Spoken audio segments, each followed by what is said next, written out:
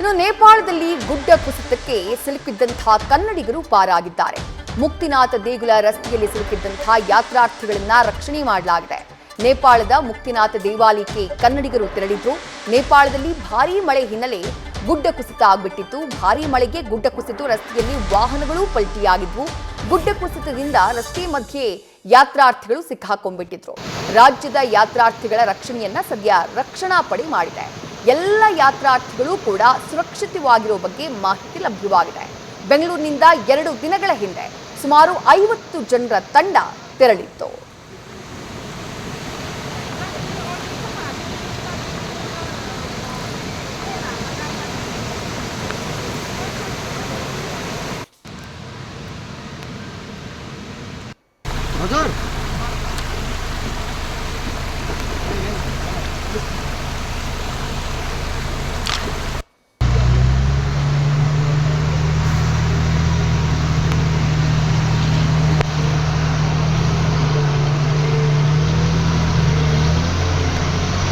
ಗಮನಿಸ್ತಾ ಇದ್ದೀರಿ ದೃಶ್ಯಗಳಲ್ಲಿ ನೇಪಾಳದಲ್ಲಿ ಗುಡ್ಡ ಕುಸಿತ ಯಾವ ರೀತಿಯಾಗಿ ಆಗಿತ್ತು ಅಂತ ಹೇಳಿ ಮುಕ್ತಿನಾಥ ದೇಗುಲದ ರಸ್ತೆ ಆ ಭಾಗಕ್ಕೆ ಅಂತ ಹೇಳಿ ತೆರಳ್ತಾ ಇದ್ರು. ಸಾಕಷ್ಟು ಸಂಖ್ಯೆಯಲ್ಲಿ ಯಾತ್ರಾರ್ಥಿಗಳು ಮುಕ್ತಿನಾಥ ದೇಗುಲಕ್ಕೆ ತೆರಳ್ತಾರೆ.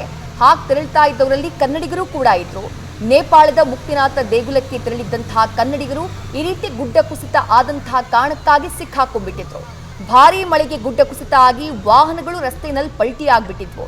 ಸದ್ಯ ರಕ್ಷಣಾ ಪಡೆಗಳು ಯಾರ್ಯಾರು ಯಾತ್ರಾರ್ಥಿಗಳು ಸಿಕ್ಕಾಕೊಂಡ್ಬಿಟ್ಟಿದ್ರು ಅವರೆಲ್ಲರನ್ನ ಕೂಡ ರಕ್ಷಣೆ ಮಾಡಿದ್ದಾರೆ. ಸಿಕ್ಕಾಕೊಂಡಿದ್ದಂತಹ ಕನ್ನಡಿಗರ ರಕ್ಷಣೆಯೂ ಕೂಡ ಆಗಿದೆ. ಎಲ್ಲ ಯಾತ್ರಾರ್ಥಿಗಳು ಕೂಡ ಸುರಕ್ಷಿತವಾಗಿದ್ದಾರೆ ಅನ್ನೋ ಬಗ್ಗೆ ಈಗ ಮಾಹಿತಿ ಲಭ್ಯವಾಗ್ತಾ ಇದೆ. ಬೆಂಗಳೂರಿನಿಂದ ಕಳೆದ 2 ದಿನಗಳ ಹಿಂದೆ ಸುಮಾರು 50 ಜನರ ತಂಡ ನೇಪಾಳದ ಈ ಮುಕ್ತಿನಾಥ ದೇವಾಲಯಕ್ಕೆ ಅಂತ ಹೇಳಿ ತೆರಳಿತ್ತು. ಹಾಗೆ ತೆರಳಿದ್ದಾಗ ಇಂಥದ್ದೊಂದು ಅವಾಂತರ ಆಗಿರೋದು. ಬಟ್ ಅದೃಷ್ಟವಶಾತ್ ಯಾತ್ರಾರ್ಥಿಗಳು ಸೇಫ್ ಆಗಿದ್ದಾರೆ ಎನ್ನುವಂತಹ ಮಾಹಿತಿ ಲಭ್ಯವಾಗಿದೆ.